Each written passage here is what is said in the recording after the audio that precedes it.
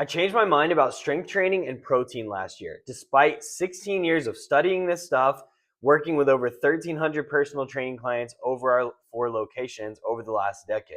I'm Coach Nate. I'm the owner at Steel Strength Training, and I love changing lives through strength training and nutrition. But something that I radically changed my mind about last year was how many sets you need to build and maintain muscle to get the benefits of strength training, and how much protein you need to build and maintain muscle mass.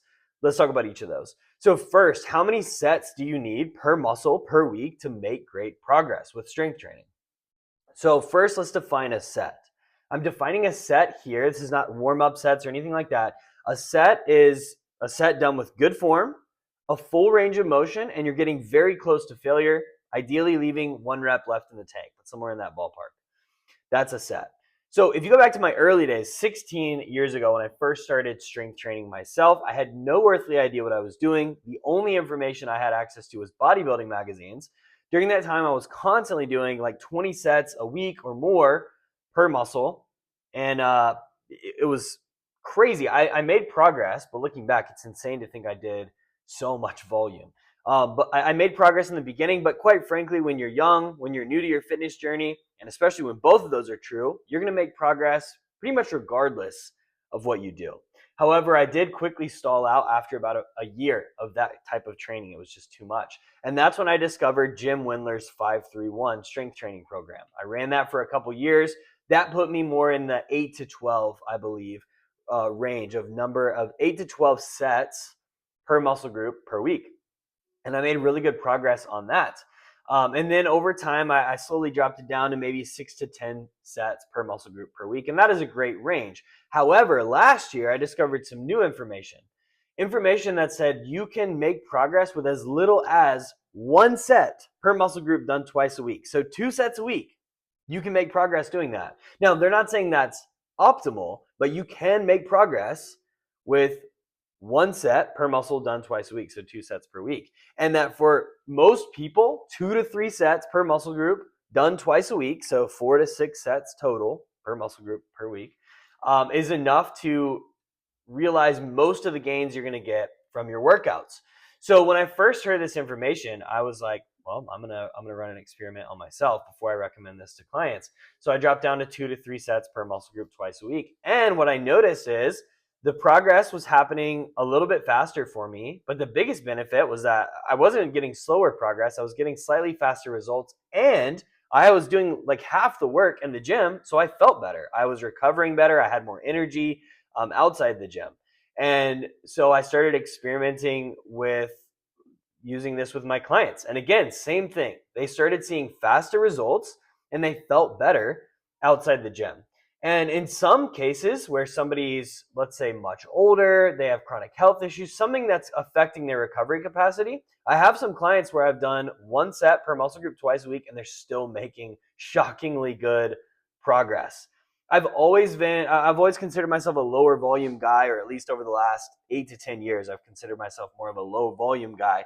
But this was even low for me. And but this realization has, again, it's led to better results and more recovery. And the thing that's continued to be true over the years, but the degree to which I'm finding it to be true is still continuing to shock me 16 years later since starting this journey, is that when it comes to strength training, it's all about quality over quantity. Are there still instances where someone might want to do 6 to 10 sets per muscle group per week? Sure. But I think if you're an everyday man or woman, you want to get lean, strong, and healthy, like you have a lot on your plate. You got responsibilities, that's stress to your body, even if they're good things. You probably aren't sleeping enough. Your recovery capacity isn't what it used to be in your 20s. And, people will ask me, what's the best way to recover from workouts? And it's like, the best thing by far is just not doing too much in the first place. So start here. I think you'll find that your results get a lot better.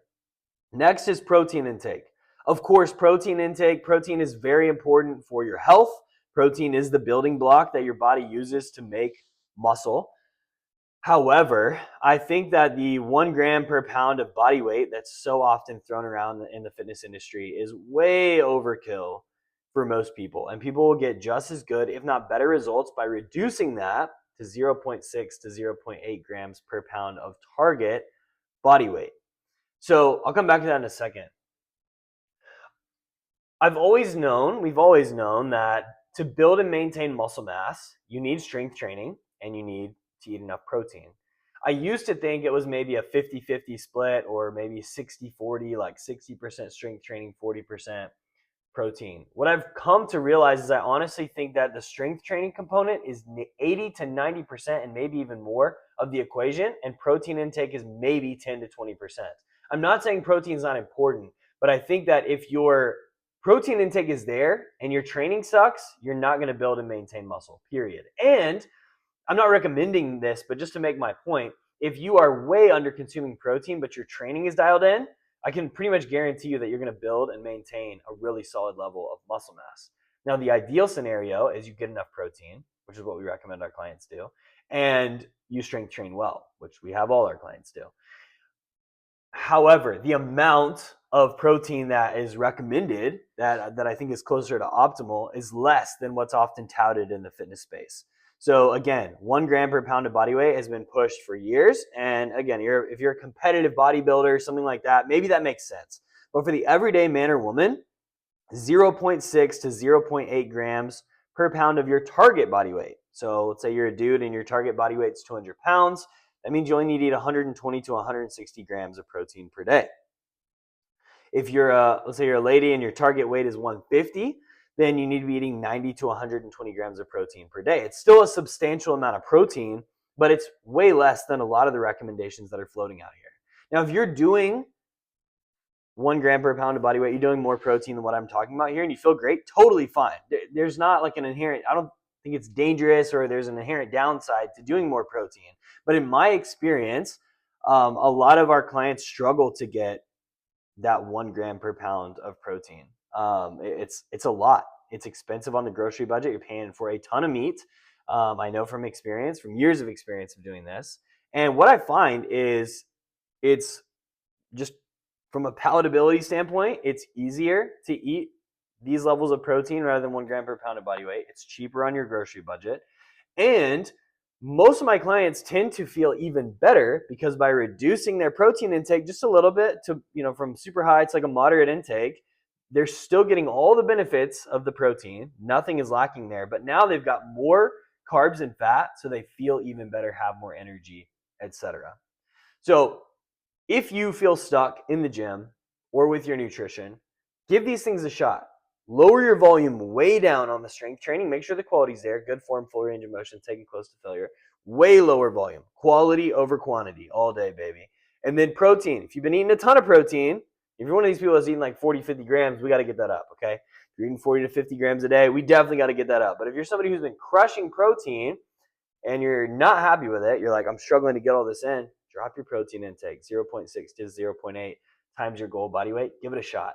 I can pretty much guarantee you're going to see better results and feel better with this approach.